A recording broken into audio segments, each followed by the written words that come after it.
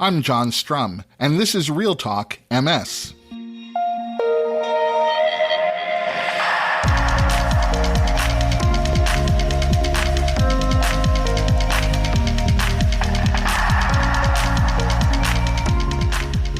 It's April 11th, and we have a lot to talk about.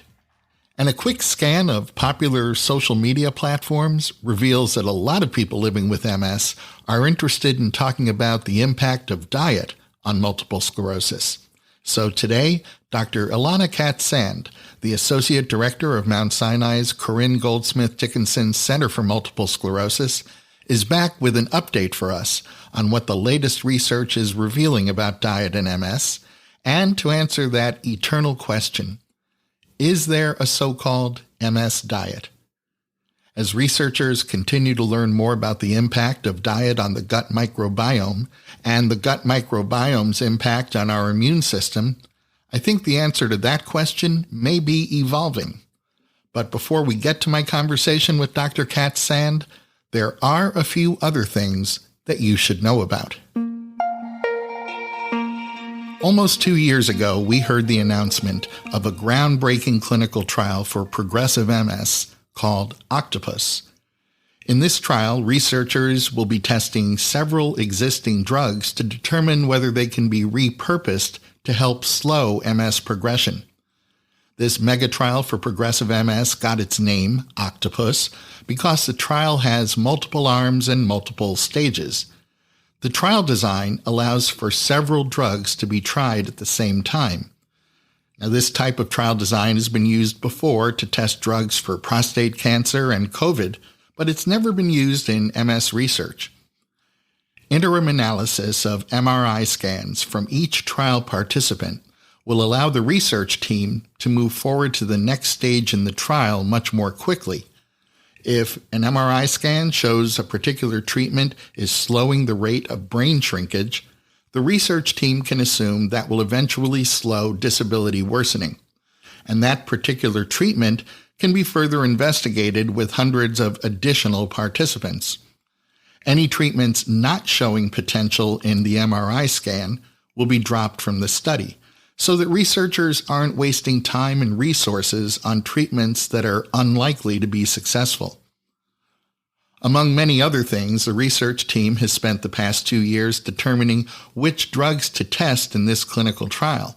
And from a list of 100 potential candidates, the first 2 medications to be tested will be high-dose metformin, which is a diabetes drug that will be tested to determine whether it may help regenerate myelin, and a version of high-dose alpha-lipoic acid, which is a food supplement that acts as an antioxidant and has already been approved in Germany for treating weakness, pain, numbness, or tingling in damaged nerves. OCTOPUS is a game changer. It has the potential to make MS clinical trials more efficient, and that means that better treatments get developed, tested, and approved faster. OCTOPUS is being funded by the UK MS Society, and recruitment for the first 375 trial participants is already underway, with the second stage of the trial bringing the participant total up to about 1,000. OCTOPUS will eventually expand to 30 sites around the UK, and if you're interested in taking part in the clinical trial, you can register your interest online through the UK MS Register, and you'll find that link in today's show notes. While we're talking about clinical trials that have the potential to be true game changers, I'd have to include the CELLO study on that short list.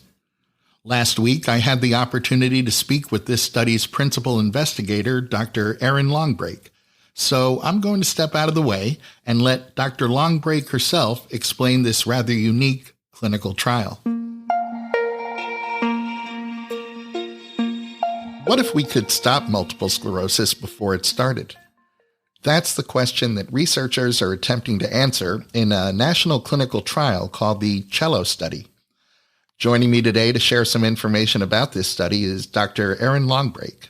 Dr. Longbrake is the Director of Clinical Research in Neuroimmunology and an MS specialist at Yale University, as well as the principal investigator in this very intriguing study. Welcome to the podcast, Dr. Longbrake. Thank you so much for having me, John. This study explores a question that we often talk about on this podcast when we're talking about the value of, say, being able to identify the prodromal phase of MS.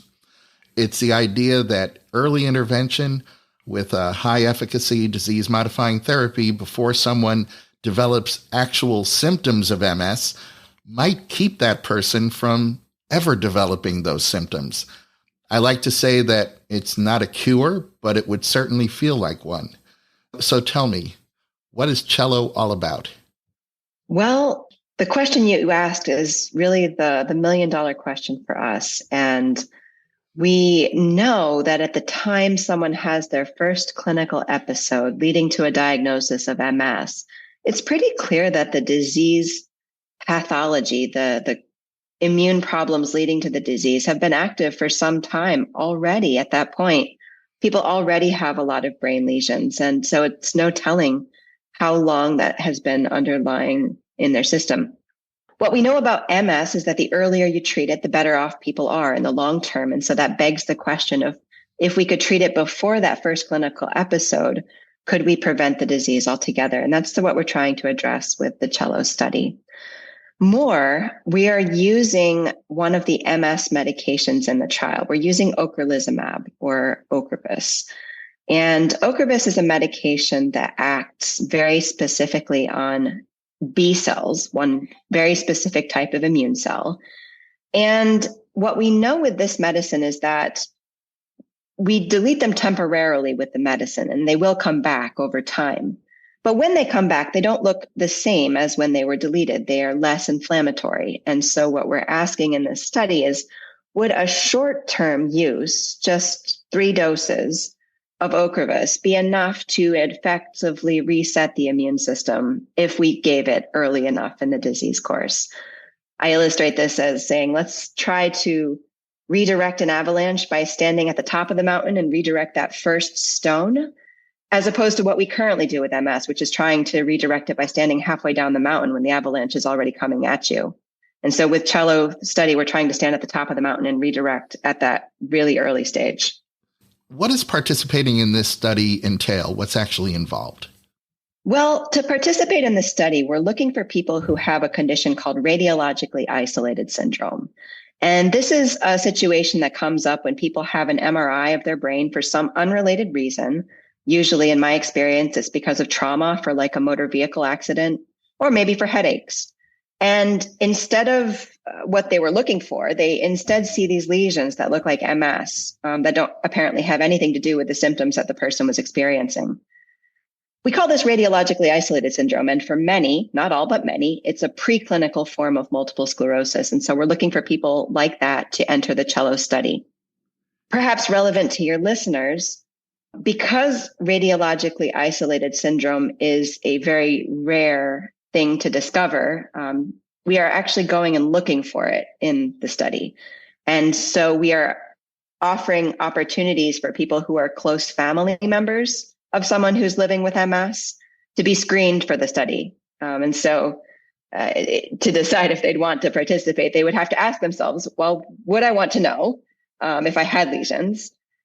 And if they would want to know, would I want to do something about it? Would I want to participate in a research study trying to prevent MS? And so people who answer yes to those 2 questions, who are a close family member of someone living with MS, may be eligible to be screened for the study.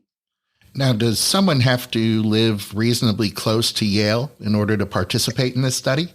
Great question. CELLO is a national study. So we will have approximately 20 sites nationwide. About half of them are up and running right now, and we hope to have the other half up and running over the next few months. So no, you don't have to live close to Yale. You might want to live close to at least one of our sites, though. Well, where can people find out more about the study and perhaps take the next step toward becoming a study participant? We have a great patient-facing website. It's www.cellostudy.org. And cello is spelled like the musical instrument. So it's CELLOSTUDY.org. People can go to that site and find all kinds of information about what the study entails, what kinds of things we're looking for in the study, and also find the list of sites and contact information for each site. So that's their best next step to see all about the cello study. That's great, and I'll be sure to include a link to that website in today's show notes. Dr. Longbrake, thank you for all you do to improve the lives of people living with MS. Best of luck in this study, and thanks so much for talking with me today. Thanks for having me. It's been a pleasure.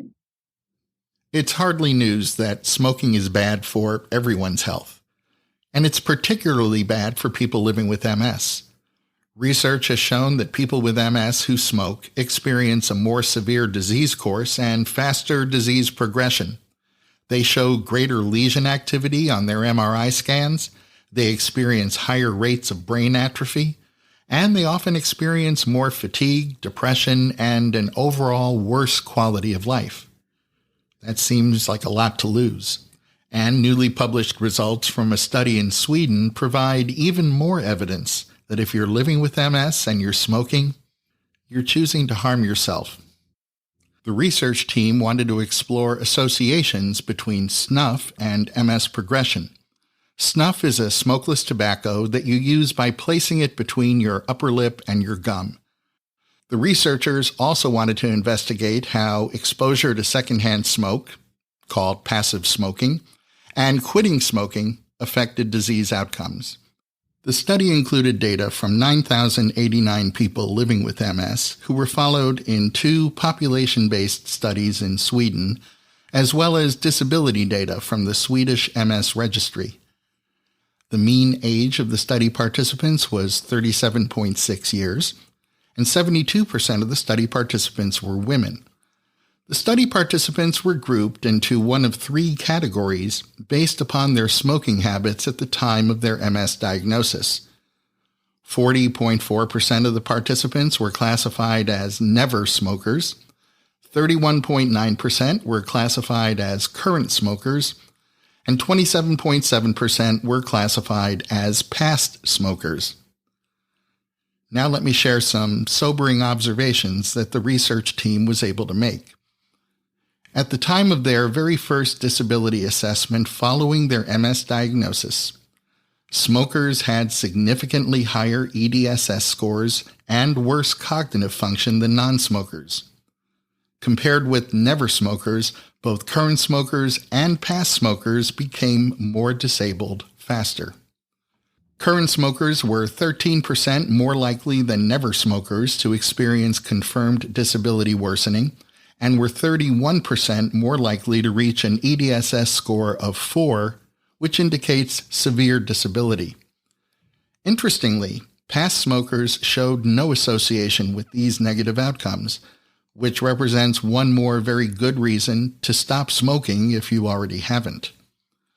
61% of the study participants reported past daily exposure to secondhand smoke, and about 21% of the study participants reported current daily exposure to secondhand smoke.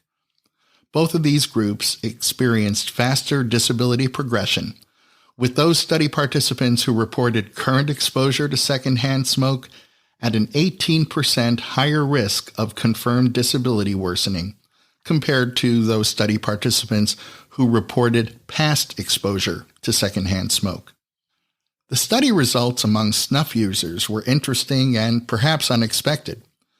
1,097 study participants reported that they were currently using snuff, and 447 participants indicated that they had used snuff in the past. Both current and past snuff users had a 16% lower risk of confirmed disability worsening and a 19% lower risk of reaching an EDSS score of 4 compared to study participants who had never used snuff.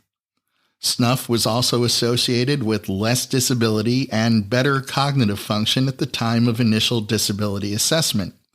So while snuff seemed to have a positive impact on MS disease progression, You'll probably want to factor in the Centers for Disease Control warnings that snuff can cause gum disease, tooth decay, gum loss, and can even cause these white or gray patches in your mouth that can lead to cancer. Well, I'm not sure what more needs to be said about the negative impact of smoking on MS.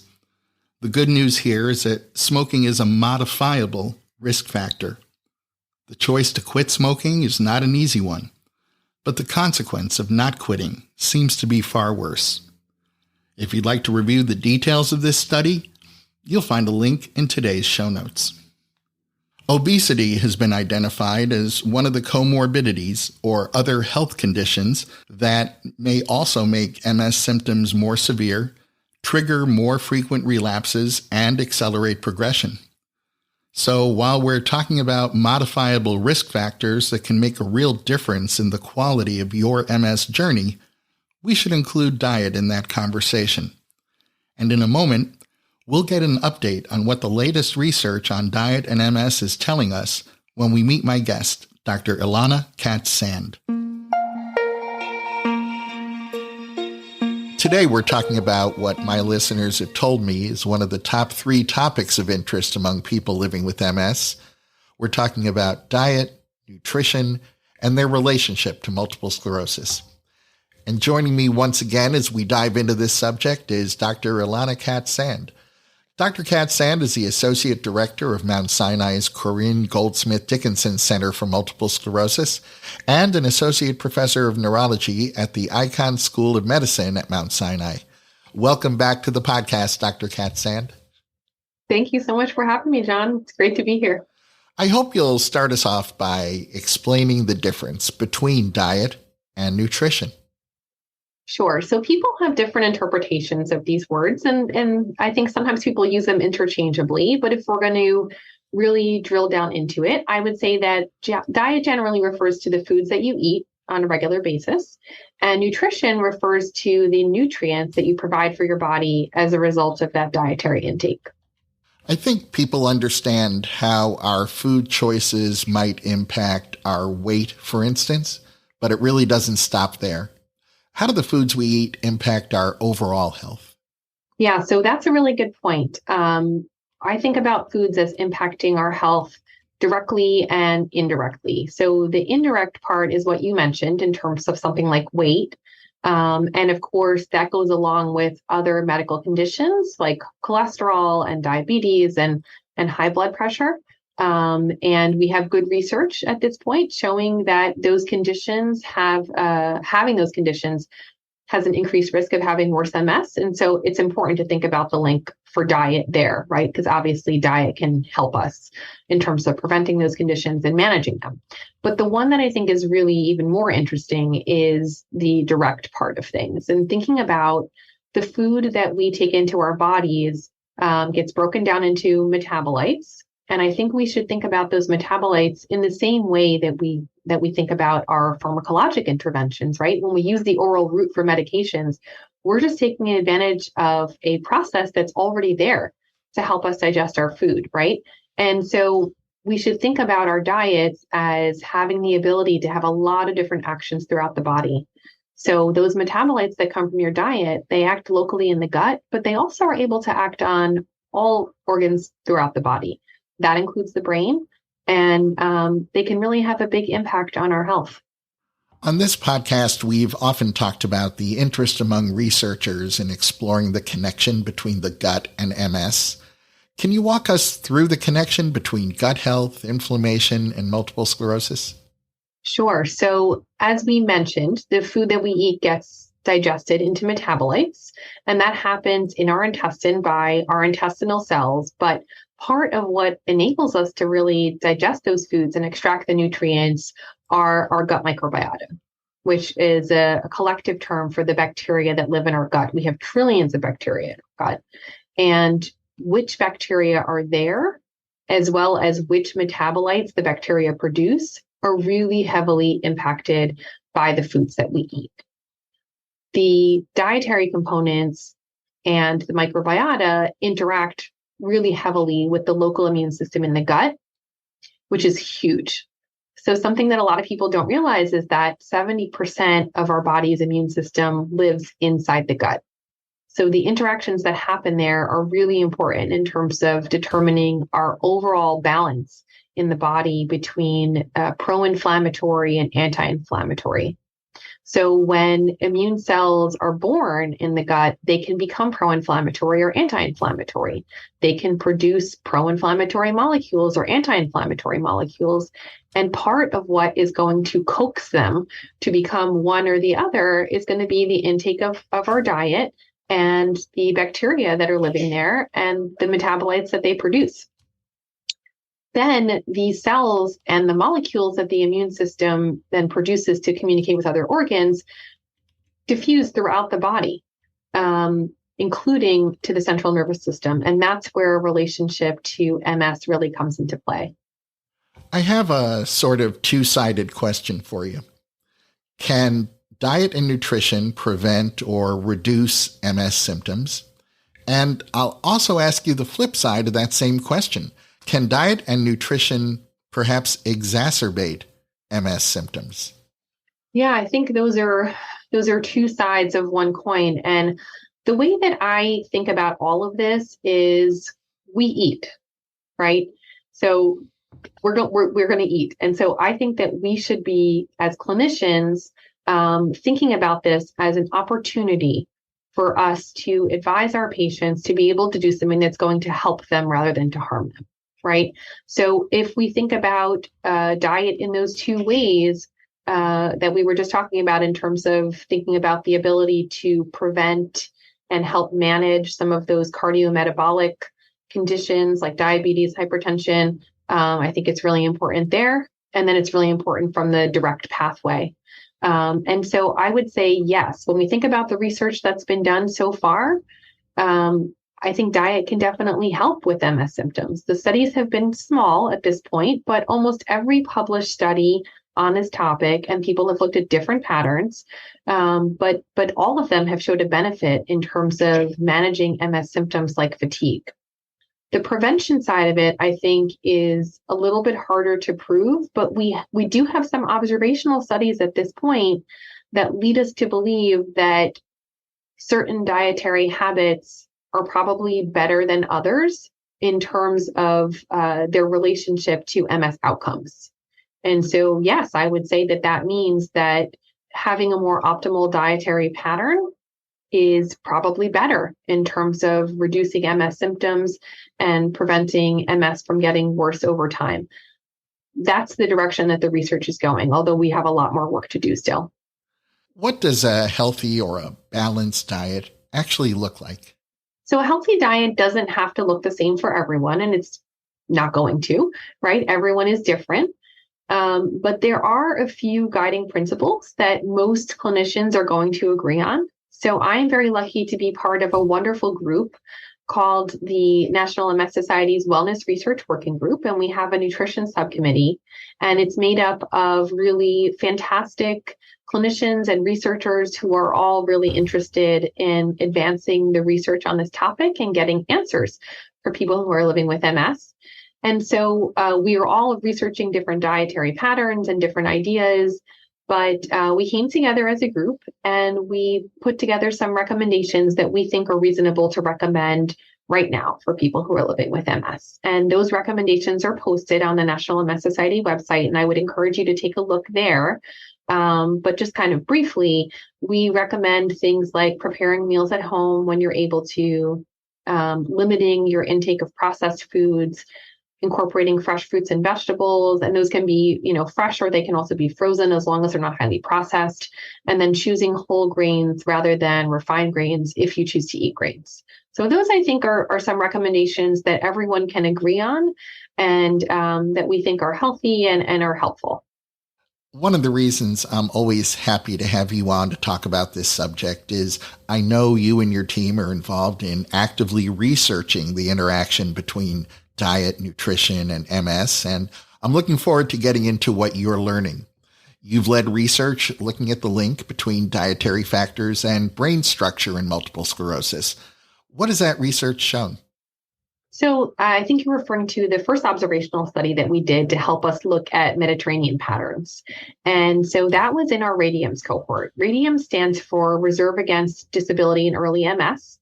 And our cohort is made up of 185 people with MS who graciously volunteered to be part of the study soon after they were diagnosed. And the main objective of the study is to look to see what are the risk and protective factors for development of disability in MS. So our participants really nicely volunteered to provide us with a lot of information. And so we collected data on their health habits, their MS history, their medical history. We examined them clinically, and they all had research MRIs. We collected detailed dietary information, and that allowed us to calculate a score. The score that we used in that particular study is called a MIND score. MIND stands for Mediterranean-Intervention for Neurodegenerative Delay. And it's based on principles of foods that are hypothesized to be healthy for the brain versus maybe not so healthy for the brain. And that allows you to get a score of 0 to 15. So things like olive oil and nuts, berries, leafy green vegetables will get you more points. And then things like butter, sugar sweetened beverages and pastries will lower the score, basically. And so we were able to then calculate that score for all of our participants and then look to see how that associated with people's MRIs. And so the main finding of the study was to show an association between the MIND score and the volume of the thalamus. The thalamus is a deep gray matter structure in the brain. And it's actually been shown to be the earliest structure involved in people with MS in terms of loss of tissue, which is, loss of nerve cells and loss of volume. So the fact that we were able to see in people who were really early in their MS disease course, on average, our participants were only 2 years from diagnosis. We were able to see that those who had a higher MIND score had a better thalamic volume. That was really interesting to us because it implies that perhaps following a pattern that aligns with a Mediterranean pattern may be somewhat protective. I do want to emphasize it's an observational study and it's a single time point. We are going to be looking at the impact of these factors on people over time as the study progresses. But we did find this to be really interesting and something that definitely warrants more work to be done going forward. So here's a question I have to ask you. It's the question that's most often debated in online forums, I'll say for better or worse. What does recent research suggest about a quote unquote best diet for MS? Yeah, this is a great question. It's definitely a hotly debated topic. It's something that people ask me all the time, and they really want me to tell them, what is the best, what is the best one? We know there's many patterns out there. We've made a lot of progress from a research standpoint, but I wouldn't say that we're at a point where we can say for sure, oh, this particular pattern is the best one. I think we also have to be open to the idea that there may very well be more than one dietary pattern that's very good for people with MS. And so, perhaps what we're going to end up encouraging people to do is to choose a pattern that speaks to them in terms of their own preferences and current habits, as long as it's one that follows some of these general guidelines. I think we also have to think about the fact that there may be personalized factors that we have to take into account when we make these recommendations, and that's something that's going to take a lot more research to figure out. The thing I think we can feel confident in terms of recommendations for people who are living with MS, because of course people are living with this right now and they can't wait for us to figure all this out in research. I think we can feel confident about the recommendations that we just discussed that come from the National MS Society's Wellness Research Working Group. I think more and more research is pointing us to the importance of just following these general healthy eating principles. And that's for everyone, but really particularly when you have MS. Has a relationship been found between diet, nutrition, and MS disease course? Yes, I will say that it has. It's something that we are studying in RADIUMS over time, but as I mentioned, the group that we started evaluating were very early on in their disease course. And so we couldn't really study it in that population. So in order to look at this, we actually performed a study using a different population, which is our patients who have come through our comprehensive annual assessment program, which we are very fortunate to have here at Sinai. It's run through our neuropsychology clinic and directed by my fantastic colleague, Dr. Samowski. So when people come through our clinic, they complete surveys about their health habits, which includes a dietary screener. And that allows us to calculate a Mediterranean diet score, which is similar to the MIND score in terms of which foods it emphasizes or de-emphasizes. They also complete questionnaires about their MS symptoms, and people undergo physical testing, cognitive testing. So it allows us to get a really nice comprehensive look at both people's health habits and just how they're doing in terms of their MS.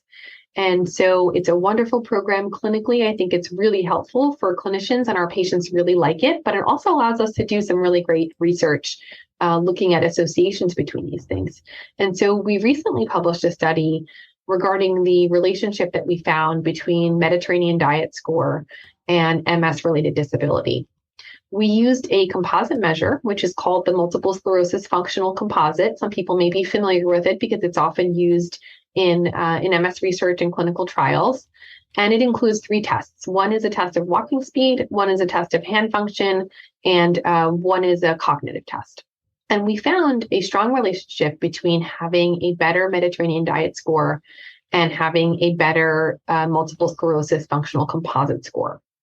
And I think what's really important about the way we conducted this study, which again, we were very fortunate to be able to do because we have so much information collected from people, is that we were able to control for all the factors that we may think of that might otherwise explain this relationship that we saw, right? So of course, diet is also going to be related to a lot of other things, right? We were able to control for things like age, sex, race, ethnicity, socioeconomic status, which Dr. Samowski did a great job of coming up with an index to really help us control for this factor, which is really important. Body mass index, things like diabetes, high blood pressure, as well as people's other habits like exercise and smoking. And even after we controlled for all of those factors, we found that this relationship was still there and still strong. So that was pretty exciting to us. Definitely something that warrants a lot more research going forward. But I think we are slowly building on this idea that our dietary habits are really able to have a big impact on our health. And we think that they are having an impact in terms of MS disease course. We've been talking about how good nutrition delivers real evidence-based benefits for people who are living with MS. We also know that distance to grocery stores, lack of transportation, and low income can prevent some members of underserved minority communities from obtaining fresh, healthy food. How do these systemic barriers impact people in those minority communities who are living with MS? And most importantly, what can they do about it? Yeah. So I think you hit on a couple of really important points. I think the first thing in here is to really be thoughtful as healthcare providers and to really recognize factors like systemic racism, which has led to historically marginalized groups being at higher risk of having medical conditions like obesity, diabetes, high blood pressure, that can make chronic illnesses like MS worse and would really benefit from dietary intervention. And at the same time, because of some of these factors that you mentioned, people may have suboptimal access to primary care, decreased availability of high quality grocery stores in certain communities because of a long history of discriminatory housing practices. And there really are a lot of other inequalities in the system. And I think as healthcare providers, it's really important for us to be aware of those and to make sure that we're paying attention to these factors.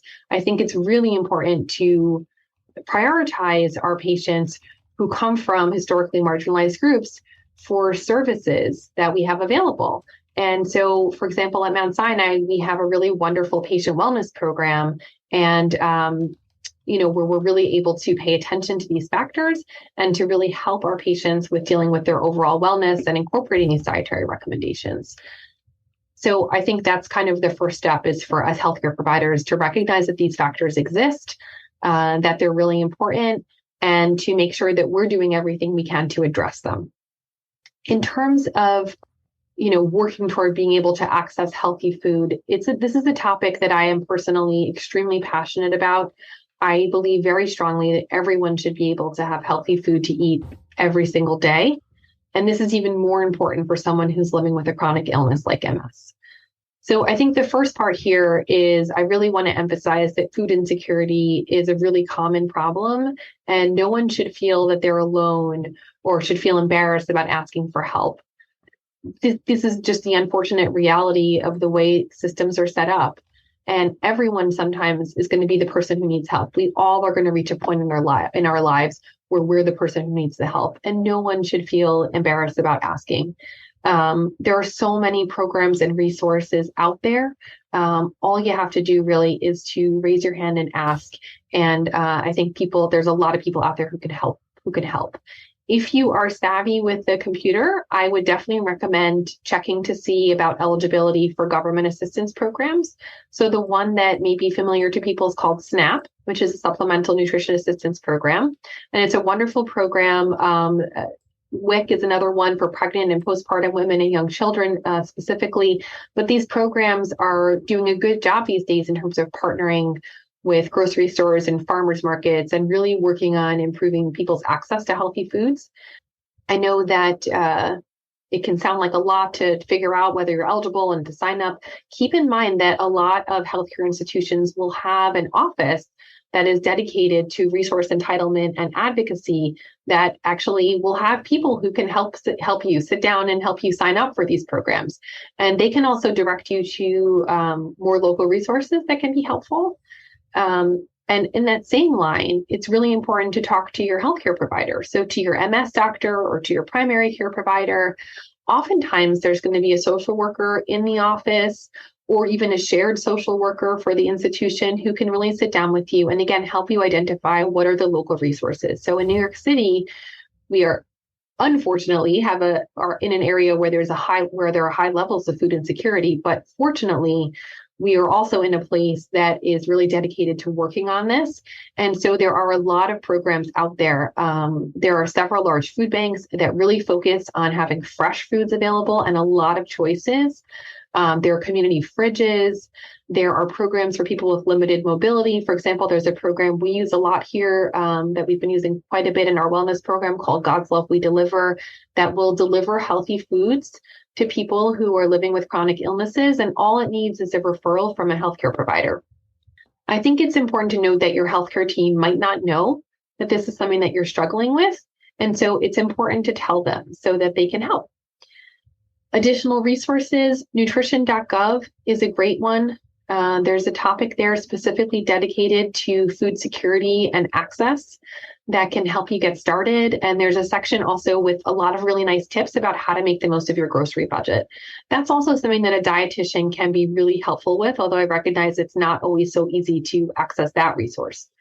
And lastly, I would highly recommend, especially if you feel like it's harder for you to navigate some of these online signups and things, I would definitely reach out to one of the National MS Society's navigators, and they can definitely help you in terms of exploring additional community resources. Dr. Ilana Katz Sand, I always appreciate your willingness to make time to update us on the latest research on diet, nutrition, and MS. I hope you'll come back and do it again. And I would love to. Yeah. And I will hold you to that. Thanks for all you do to improve the lives of people living with MS. And thanks so much for talking with me today. Thank you, John. Always great to be here. That's going to wrap up this episode of RealTalk MS. RealTalk MS is powered by the National MS Society. And you can share this episode of the podcast by letting your friends or family members know that all they have to do is point their web browser at realtalkms.com/293. You'll find that link in today's show notes, so you can easily copy and paste it right into an email or a text.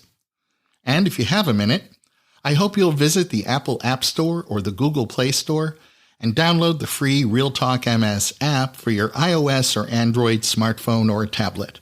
It's the best way for us to stay connected. The app will automatically download the latest episode of RealTalk MS. You'll be able to access any of our past episodes. You'll be able to save your favorite episodes, and it's a great way for me to share bonus content with you. The app is free, so I hope you'll download it today. I'm John Strum. Thanks for listening. Stay safe and make healthy choices.